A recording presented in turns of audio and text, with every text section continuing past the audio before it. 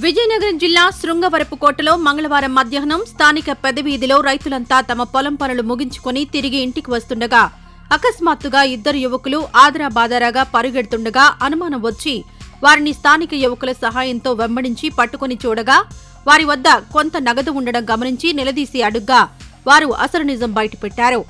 హైదరాబాద్ నగరం నుండి కొంతమంది యువకులు శృంగవరపుకోట పట్టణంలోని కొంతమంది స్థానికుల సహకారంతో విశాఖ జిల్లా అరకు మండలం సుంకరమెట్ట గిరిజన గ్రామానికి చెందిన ఇద్దరు గిరిజన యువకుల నుండి మాయా నాణేల కొనుగోలుకై 5 లక్షలకు మాట్లాడుకుని మాటలు జరుగుతున్న నేపథ్యంలో అకస్మాత్తుగా గిరిజన యువకులు వీరి వద్ద నుండి 5 లక్షలు లాక్కొని పరిగెత్తడంతో వారి వెంట వీరు పరిగెట్టగా స్థానికులు పట్టుకుని పోలీసులకు అప్పజెప్పారు.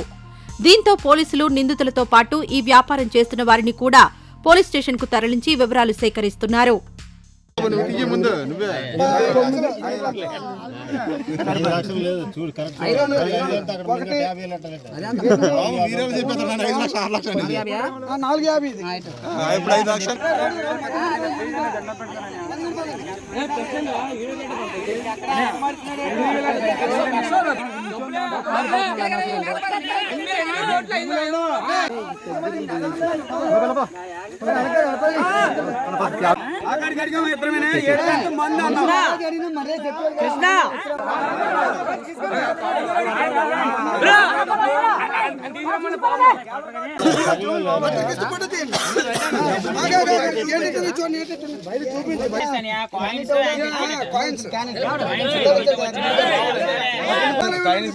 ఐటమ్ ఉంది, రండి సార్ డబ్బులు ఇస్తాం, 5 లక్షలు చూపిస్తే ఐటమ్ ఇస్తామని చెప్పారు.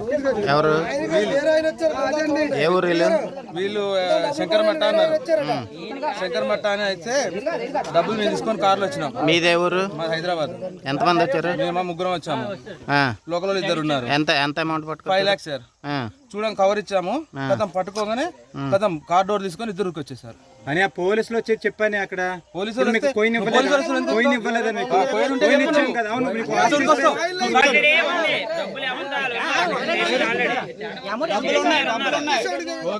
తీసుకొచ్చాను సార్. అక్కడ east India company Coen sir అమ్మడానికి అని తీసుకొస్తే మనకి వాళ్ళు కోయిన్ తీసుకున్నారనా మనకి పోలీసు వస్తే పారిపోని చెప్పి పారిపోయింది సార్. ఏం కోయిన్?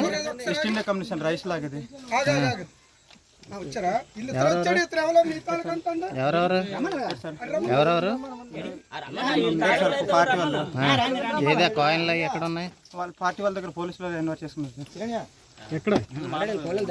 గుడి దగ్గర సార్.